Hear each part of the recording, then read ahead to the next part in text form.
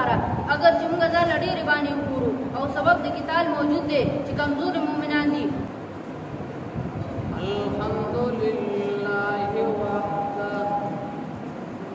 وسوده لپاره قیامت کې نور وي او چا چې بنه ګبانی ونه کړه نو دی به حامان قارون امیه او امی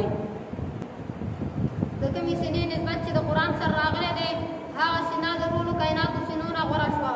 هغه زیات پریشان او بېقراره انسان د زړه سکون حاصلولو دپاره بې شمېره غلطۍ راوړي. اختیار کړئ چې هغه د بدعتي نه خو په طریقه اولاد سره بیا ځان ساتي د سر به بالکل نه کینی.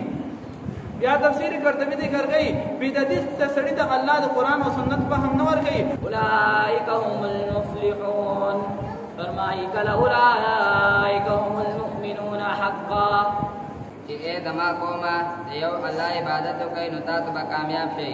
په آخر کې زمونږ او ستاسو خوږ نبي حضرت محمد صلی الله علیه وسلم راغلی دی.